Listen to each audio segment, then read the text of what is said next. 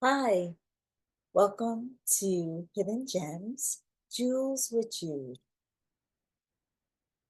So today, I'd like to talk about the power of the time, embracing change. And I thought about this because we were recently on vacation, me, my husband, and our dog at the beach. You know me, you see my background. I love the beach. It nurtures and nourishes my spirit, my body, my mind, all of it. So, have you ever stood at the ocean shoreline and watched the waves roll in over and over, never stopping?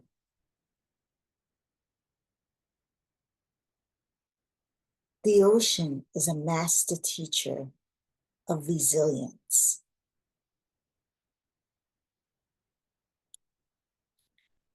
So, as you watch the ocean, right, you can even watch my background here, right? It just keeps going. It keeps the waves keep rolling in. It doesn't resist change. It moves with it. Let me say that again. The ocean doesn't resist change. It flows with it. So like us, right? Do we resist change or do we flow with it? Sometimes I do go with it and sometimes I don't. But I'm learning and trusting and believing to go with it. For whatever reason things happen, it's letting go of the resilience, right? Accepting the change. So, right, in life, I know for myself, and you may feel the same way, that I try to control everything, right? And I'm learning slowly that the real resilience is about learning to flow with what comes, just like the ocean. So when we went to Florida, we were in Florida recently because we had to drive because we have the dog. And we stayed in another part of Florida that we never stayed at before. If you know Sanibel Island, that's my my happy place, as they say. It's really special to me. Um, it experienced a hurricane back in September of 2022, 2022. And so it was devastating and so forth. So we decided, for one reason, not to stay there because of the island and the devastation.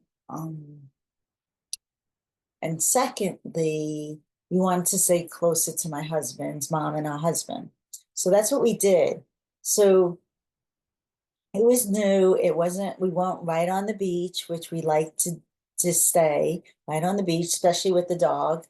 But we didn't um, have that luxury. We ended up staying about 6 miles from the beach. So um, it wasn't